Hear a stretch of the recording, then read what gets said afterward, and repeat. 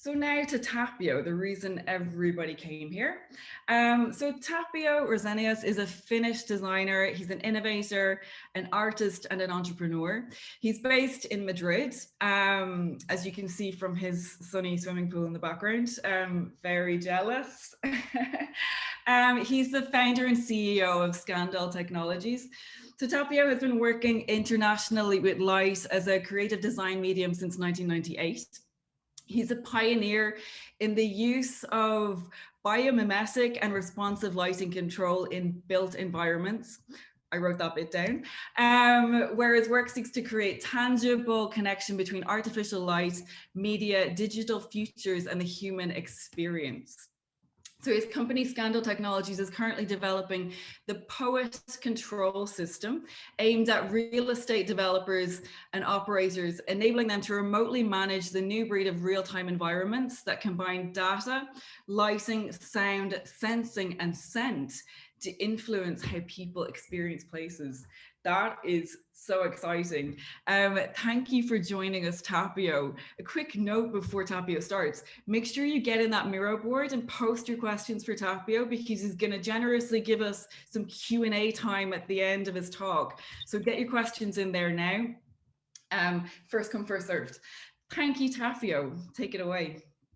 Thank you, and good morning for everybody. Let me share my screen. Let's see what happens. Here we go. So Ripple, we'll talk about Ripple. I'll take it. It's coming through nicely. Everybody can see. Perfect.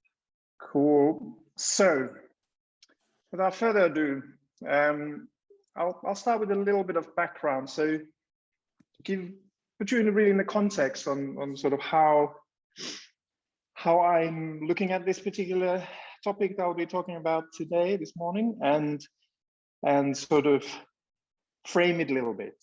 So I'm an art school graduate from the sort of late mid-90s, always worked with light, always studied light, but I always considered it as incredibly kind of open medium.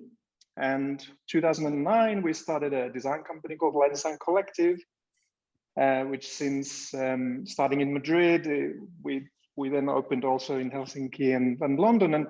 And what you see here is sort of what I would now, looking back, consider almost like prototypes of digital, physical, or somehow real-time environments.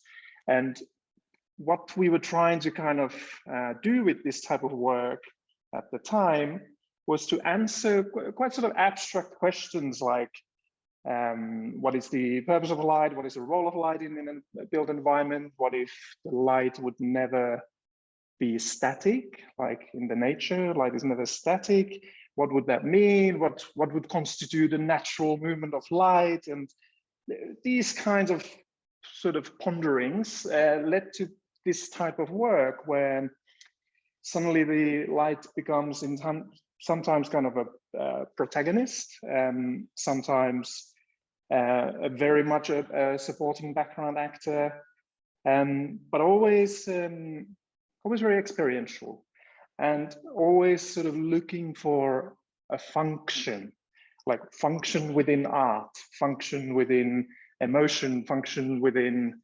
experience. So in other words, kind of prototyping, exploring, testing. And some of these projects went really well and others didn't, which is the nature of the game in some ways. When you're sort of scraping for something new, you quite generally don't necessarily know always what you're doing. So this is just to sort of little bit frame this and position this talk, is that it kind of comes from that background. So this sort of like represent in a way like the past, really. And we now all collectively need to look to the future. So since that stuff, I've been personally focused for about the last 3 years, really, developing more kind of like technologies and solutions, really, to answer some of these questions and see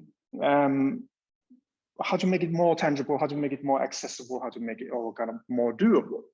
And with that, the new kind of questions and statements and ideas are starting to rise. And now the world has really, I mean, profoundly changed, I must say, just within this sort of last 10 years. And we're now seeing kind of like very fringe ideas. Some of these fringe ideas come from Xerox PARC research in the early 90s about sort of calm computing and environment becoming a computer. And it comes from sort of 20, 30 years ago. And then they became very sort of art-driven in this kind of experimentation phase, I would say. But now they're coming through like from management consultancies and real estate developers. So the world has changed. And I start with a couple of statements. So in my opinion, in 2021, the so-called digital behaviors, the way we live online like this talk now, they're starting to sort of ripple into the built environment. So these are my sort of ripple concepts here. I'm trying to see concepts from the past that were seen very utopian, quite futuristic, how they're now suddenly becoming very real and very everyday, and what the sort of ripple effects there might be. There is this relatively new concept of physical and digital space, and it has this terrible name, Phygital, but still probably most descriptive. So there's a merger going on. And real is a fluid concept now. What is real? Just because something happened online doesn't, by no means, mean it's not real anymore. There's also sort of like an era of infrastructure building going on. And this new digital infrastructure is like looking for new applications and very kind of people-centric. There's a new awareness of that going around. And all this affects essentially everything we all do, one way or the other, really, regardless of your profession. And it's just really a choice now to see if you want to be somehow part of that shift and change, if you want to be driving it, if you want to be following it, you kind of need to position yourself as a creative person within this shift. And then there's this sort of very clear ripple from what can be considered as like from services to experiences. That's something that's been going on for a little bit longer, but also this idea of kind of fixed to hybrid. And fixed to hybrid maybe refers more directly to the built environment. So I'll be talking about those sorts of things this morning, and hopefully I'll manage to provoke some thoughts and questions. So let's start with this ripple from digital to physical. So finally, it's not so fringe anymore. It's not so kind of awkward or futuristic or abstract. There's a clear demand. Build environment that uses live data, some kind of real-time data, to influence human behavior. And that's starting to come through. That's starting to come through now from surprising, very kind of, let's say, corporate directions. KPMGs and CBREs and these sorts of mega companies are now pushing for this because they see that as a value creator. That's then leading to a proper trend.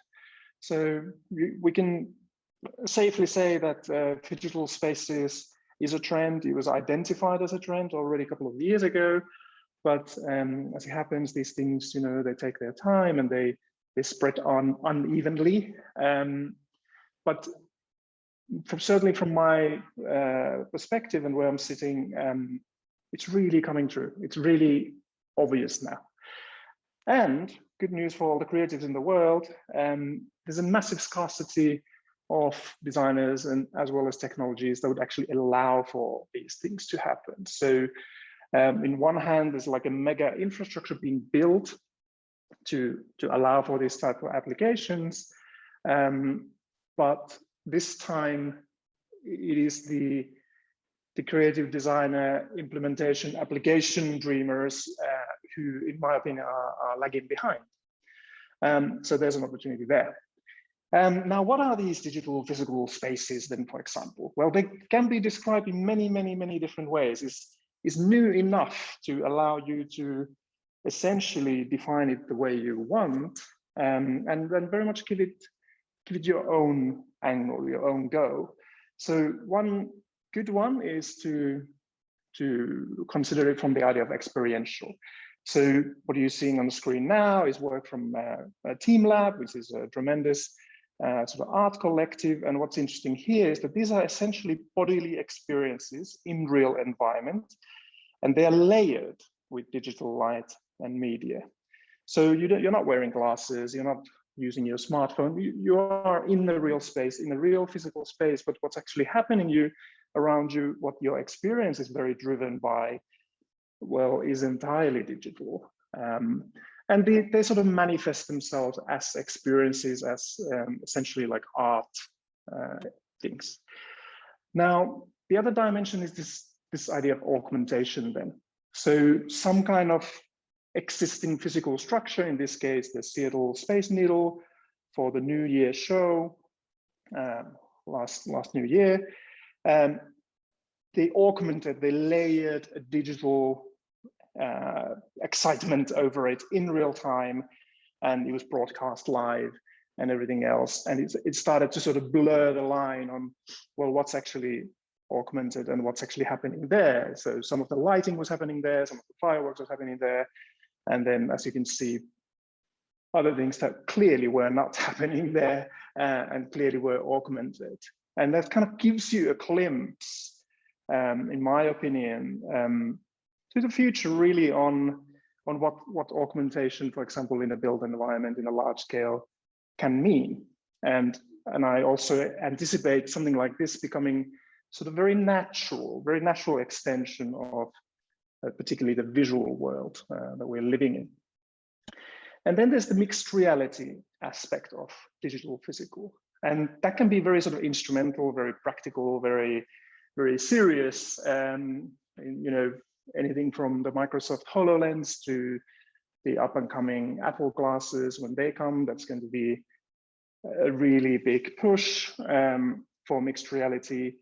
And it's been a long time coming, and I'm sure a lot of people on this here this morning who's been sort of like waiting for this. This was meant to happen 10 years ago, and it just hasn't, because of the technology just hasn't been quite there. But now it's rippling through, it's coming through, and it's starting to have applications such as healthcare and a lot of in the industry. And then there's this sort of super pragmatic aspect of mixing digital and physical. So this is an app by a company called Haltian in Finland. They call it the empathic building, empathy. So you know where your colleagues are, you know temperature, you can find meeting rooms, you can chat on the platform, you can access to a screen, to your laptop, to your phone, and you see how happy everybody is. They are Finnish. Finland is the happiest country in the world, 4th year running. So there they are, all very, very naturally connected, essentially in a digital platform, whilst existing within the physical manifestation of that digital platform at the same time. And very, very pragmatic concept and solution, and I think we will see a lot of this coming. And then there's this sort of a slightly more bonkers dimension to it, which of course is always driven by art, which I love. Art is the ultimate prototyping environment. So Mars House is a piece of architecture created in a gaming engine. It was sold last Thursday, I think it was, or something. It was sold for $512,000 of real money. I mean, paid in Ethereum, but nevertheless, for a collector, because it's an NFT, a nifty. So in other words, is a token that allows you to basically make a digital piece unique, and therefore the ownership of it is limited. So and the distribution as well. And what is very interesting here is that the artist particularly sees this as a sort of a part of a revolution that supports things like sustainability, the green energy, the power of communities.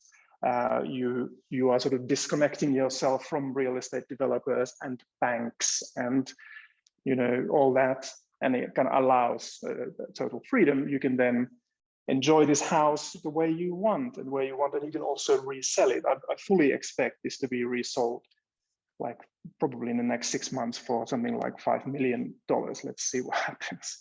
But it is another manifestation in many ways of the same thing. It is our digital lives, our sort of digital behaviors are rippling into real life or the physical life, but also sort of the other way, of course, as well. And in this particular case, the artist has also given details to the buyer on potential manufacturers and suppliers who could build this in the physical world.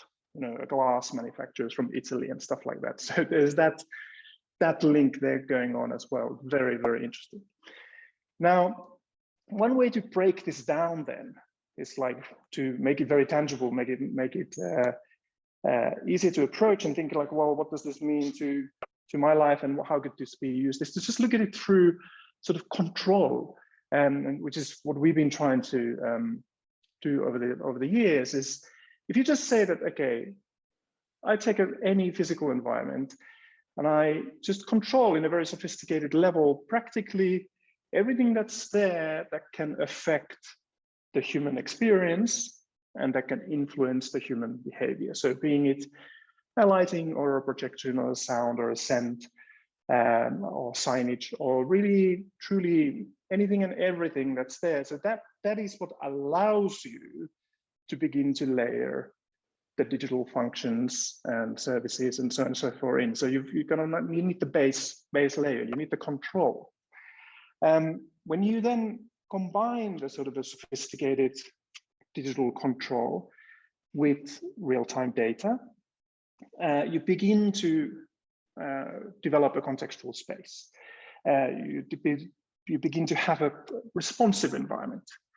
And, data should be sort of like demystified. It's one of these words like big data, or whatever everybody's bouncing around, like AI, without sort of somehow any meaning. So all it really is, all data is something that allows you to make a decision. And that decision obviously doesn't need to be taken by a human. It can be taken by, for example, an AI algorithm, or just a very simple kind of like, if this happens, then do that. But what it does, it does create a revolution within the space, because we're not used to environments shifting in real time based on what's happening there. And with that comes this idea of mapping behaviors. So you begin to suddenly have a situation where literally the space, the room, begins to kind of like make conclusions and understandings on what's happening there. So what are people doing now? What would they like now? And what makes sense now? And again, it can be a little mix of the sort of very pragmatic, empathic space. I always love these ideas like a meeting room with sense of humor. Like, why does the environment have to be so dull and boring and static? So, empathy, a meeting room with empathy, restaurant with empathy, office with empathy, like those sort of things that can be, in one hand, super functional, super pragmatic, but also very experiential, and possibly even one leg in the world of art and experience. So the conclusion is that all it is that it is an environment that remains contextual, it remains relevant, it remains useful. Now, for all this to happen, we need the backbone, we need the digital infrastructure. And right now we're living really, unbelievably historic times. So it really is an era of digital infrastructure. It's almost like the time when the railways were first built, or when transatlantic flights started. So this, when was it? On Wednesday, the day before yesterday, SpaceX launched another 60 Starlink satellites. That means they have launched 240 in the last 3 weeks. There is now over 1,300 communication satellites launched by them in space. And they are building essentially a broadband internet that covers the entire planet. They have a permit to launch 30,000 satellites, like Skynet. You know, so why I want to really emphasize on this is that this is not utopian, this is not futuristic, this is from Wednesday, right? So it's becoming operational very, very soon. So we're soon going to have entire planet covered by mini satellites, providing broadband internet access to the entire planet. That's dramatic. The other thing is, of course, the 5G. I mean, that's been rolling out now for a couple of years, and it's coming. It's also kind of like being a very political topic and all the rest of it, but nevertheless, it's in many places already 5G is running. And that is also dramatic because there is a difference if uploading an image takes 100 milliseconds or 1 millisecond. So it's a bit like the difference between taking a steamboat from Liverpool to New York or taking a plane. So that makes enormous difference to the applications that can be developed and how the digital layering in the physical world, for example, begins to be seamless. So it just flows. It is truly real time. 5G is the core of it.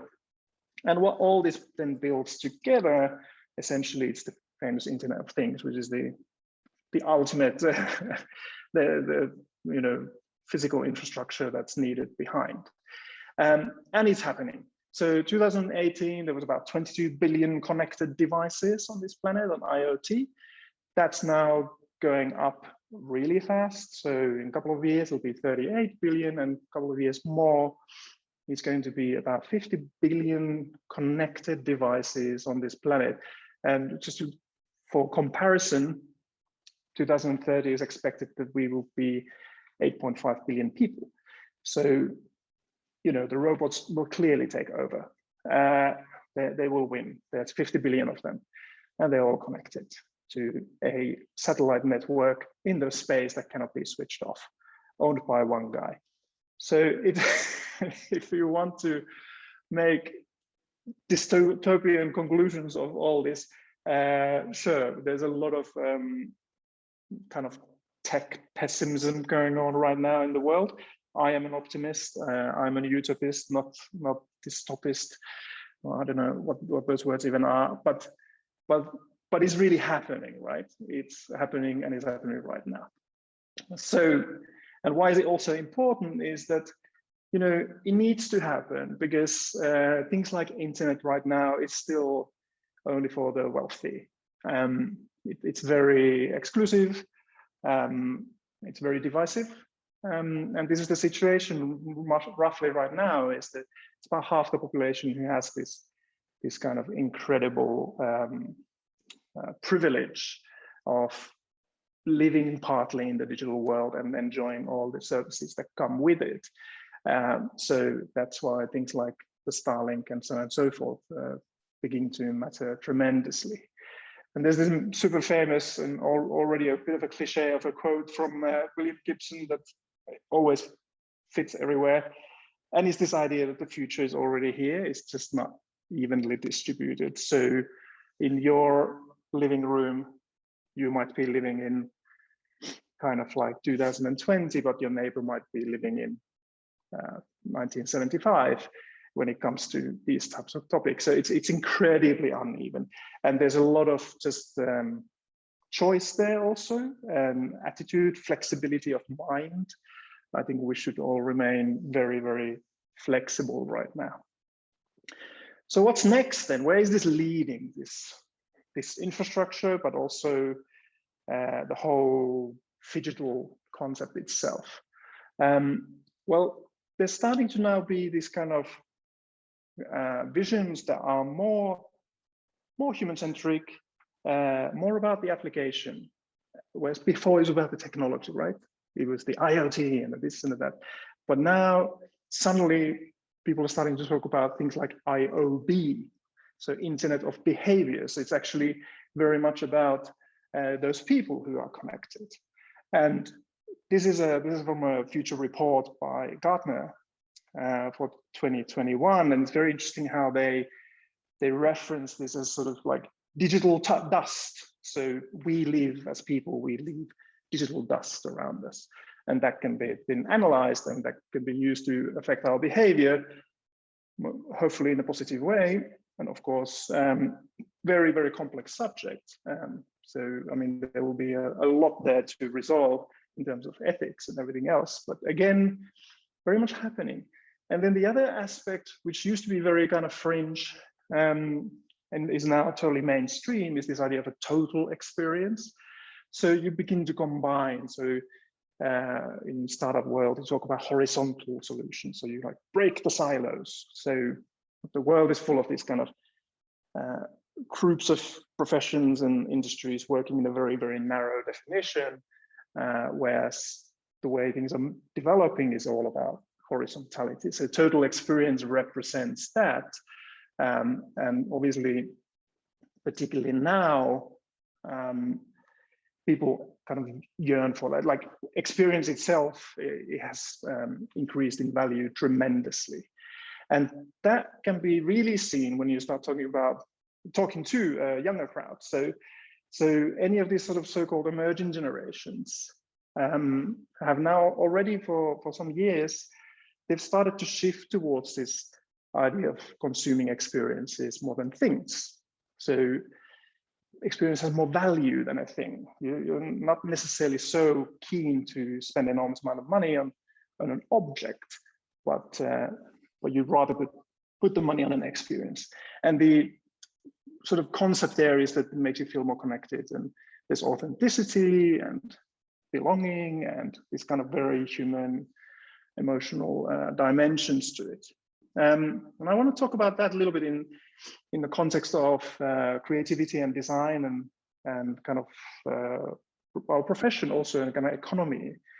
And that always starts with coffee. It's the famous example. So how do you go from services to experiences and what that means? So coffee is a well-known commodity, and you as a consumer, you're ready to pay about 2 cents per cup for that commodity.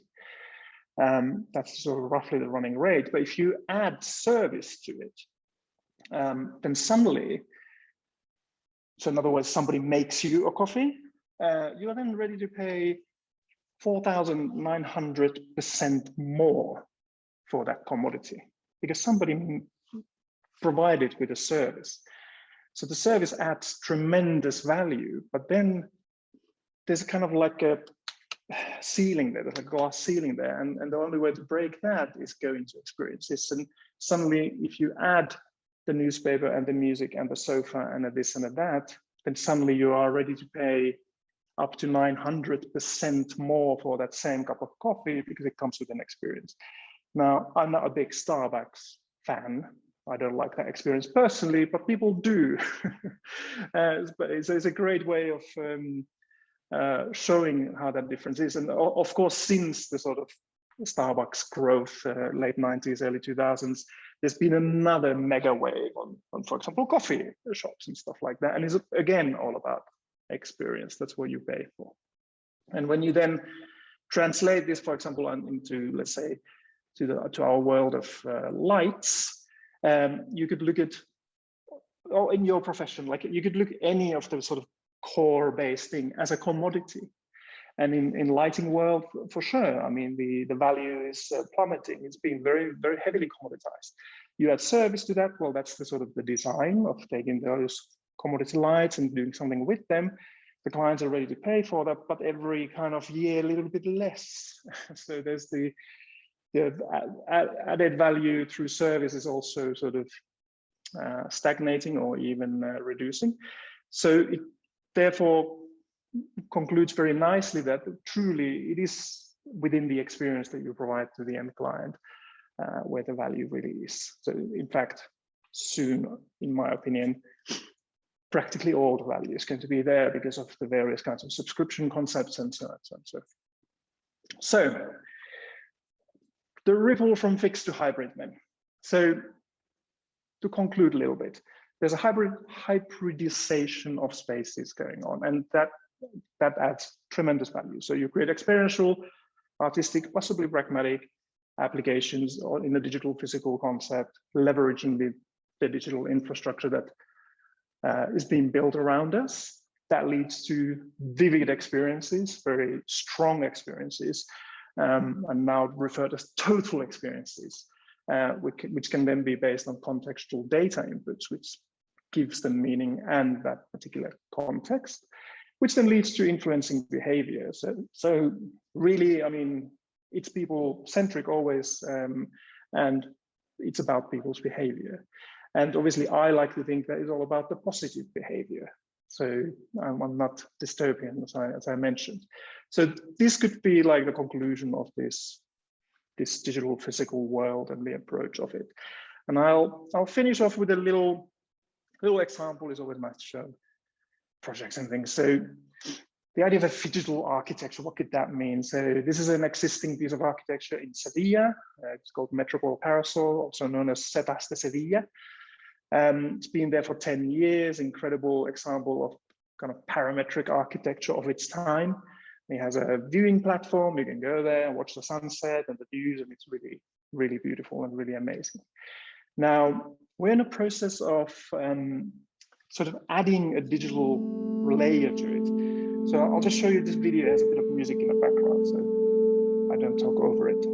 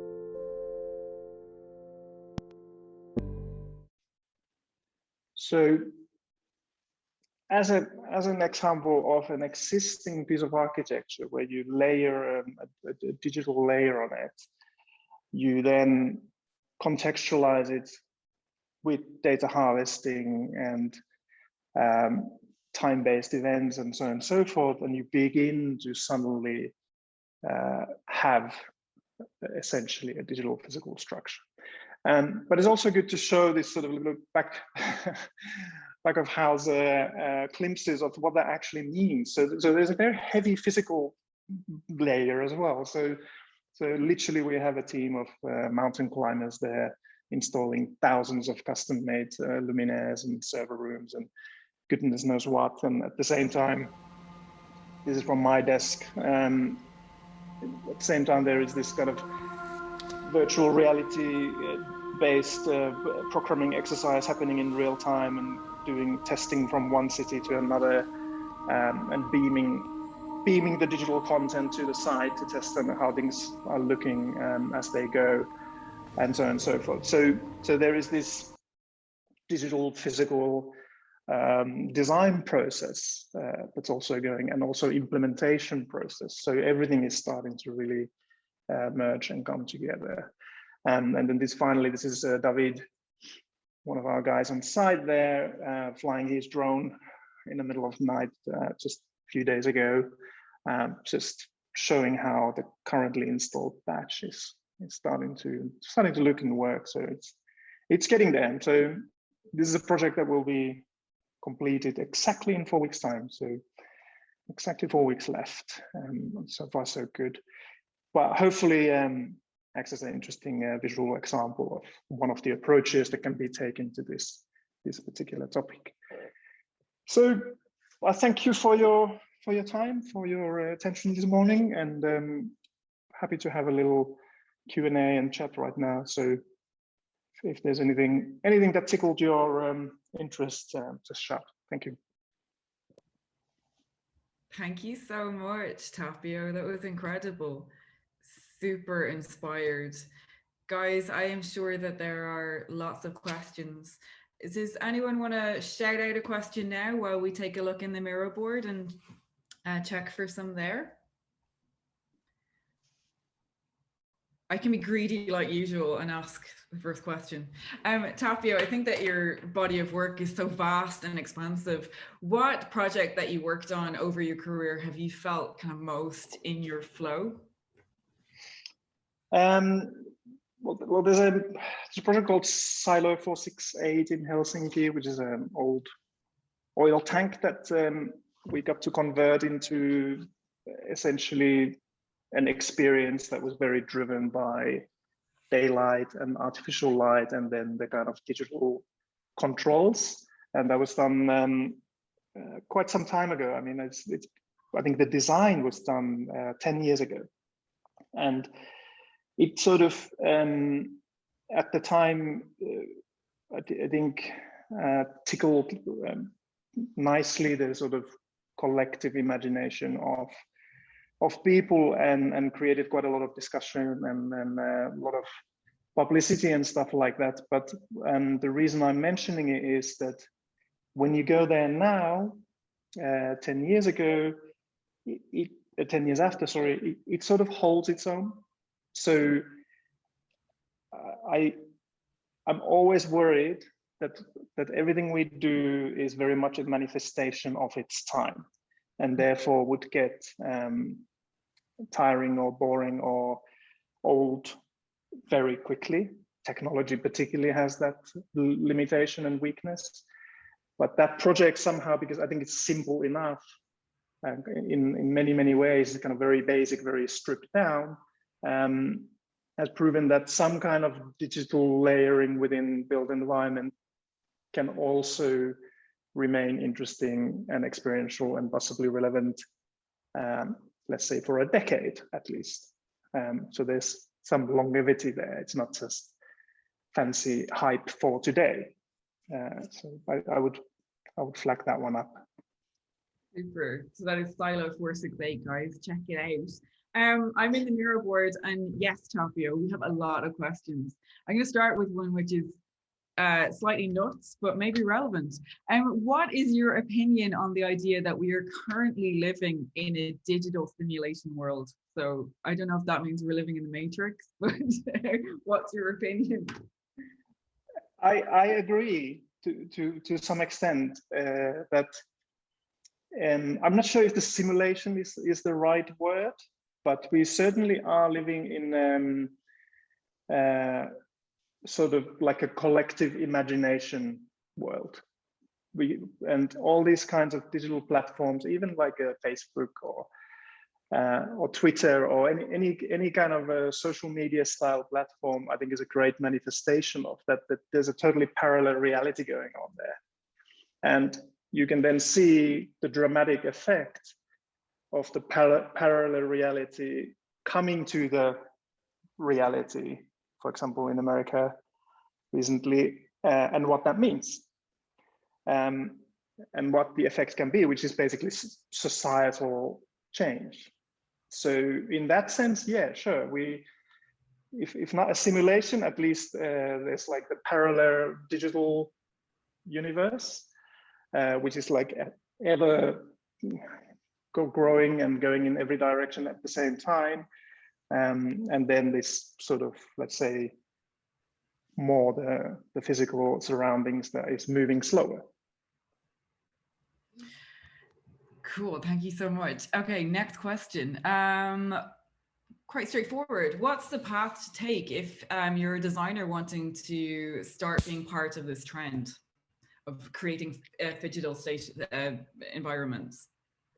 Well, as I said in the talk, it's kind of a good time because it's new enough for you to define what that means to you. So that allows quite a flexible entry. So really all it means is start approaching your design from this viewpoint. Like very often in life is not much more than just doing this. So if you look at your design work or everything like that now, just try to look at it a little bit like this, and then suddenly you're already there. So I wouldn't get too intimidated by things like technology, because you don't need to be the technology maker necessarily or some kind of super VR wizard or anything. It's more about the application, more about the idea, you know, the why, you know, why is it that it would help people if this environment was capable of adjusting itself in real time, for example? Why would it help the owner? So if you start answering those sorts of questions, and then you work your way back from there, then you actually are designing entirely a digital physical environment already. And then you literally study, research, try, prototype, and just fake it till you make it. So just like follow the instincts of where something could go, because you're not going to be able to sort of take 20 best examples and then visit them and copy them and check the latest interior design magazine and see it there. We're not there yet. Nobody is. So it's kind of a pioneering moment. So you need to be a pioneer. You need to have the mindset. Super cool. It's an open space, guys. You need to get in there and create your own digital reality. Guys, are there any questions that you want to shout out? Anybody raise their hand? You want to speak your question to Tapio directly? If not, I will continue with our Miro boards.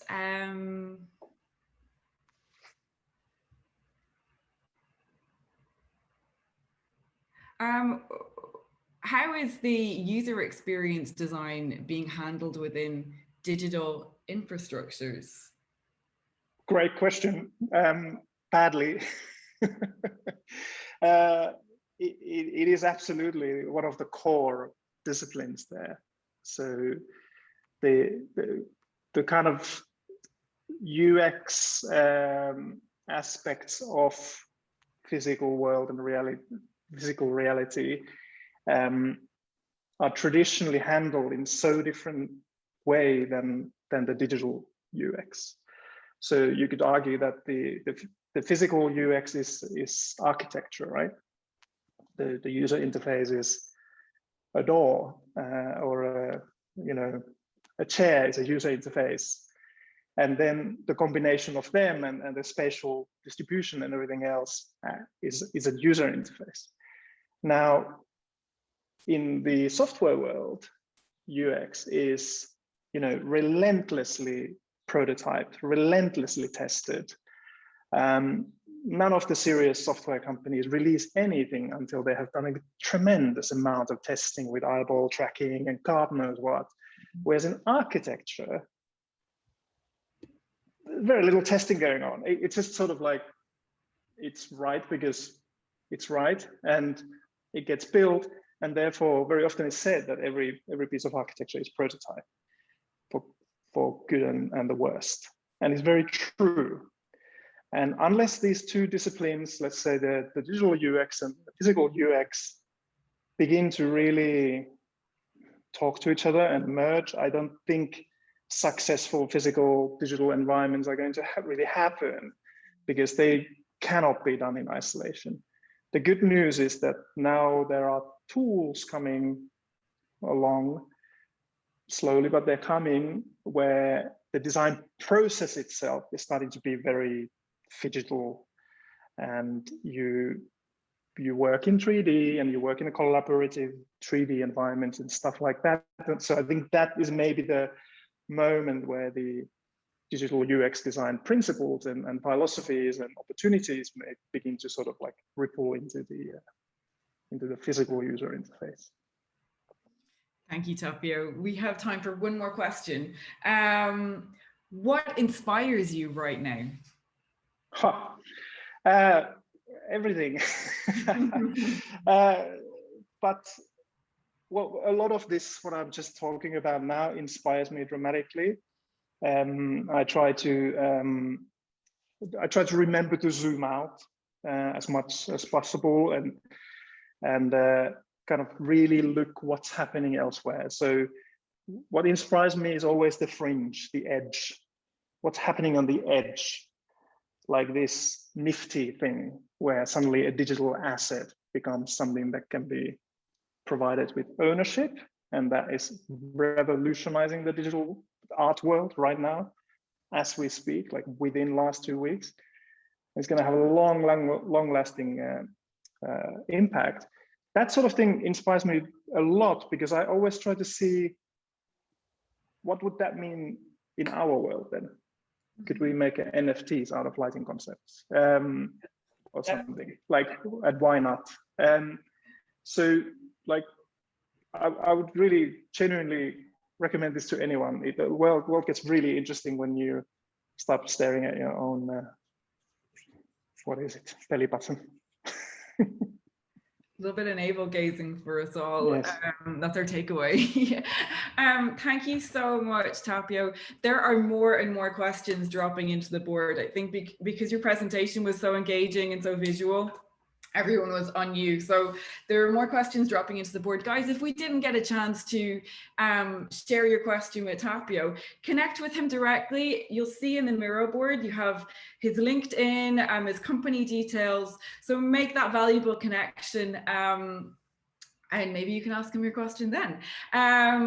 Also, make sure that you check back with our homepage, because we're going to share a recording of Tapio's presentation. I know that many of you were writing in the chat that you really want to be able to watch this back or to share it with one of your friends or colleagues. I know I will definitely be watching this back. So we'll share that during the week on our homepage. So check that out as well. And on the Miro board, there are community announcements. So I see that lots of you have filled in lots of your details there. So some people have recommended books and podcasts. Some people are talking about projects that they're working on. So get head over there, add anything that you want to, and then you can connect with people who have added their stuff there too. And we're going to share all of that in Instagram stories during the week. So the Miro board will be live for 2 more hours, where you can connect with all of Tapio's details, add your questions, and also the community board is there too. So thank you so much, Tapio. I'm just watching all the chat coming up, and it's like, people have enjoyed it so much. Thank you to everybody who has joined. This is nothing without you guys. It's nothing without our incredible speaker. So thank you. This is our Creative Mornings community. Hope to see you guys all next month, and have an incredible Friday. Thank you. Thank you. Ciao.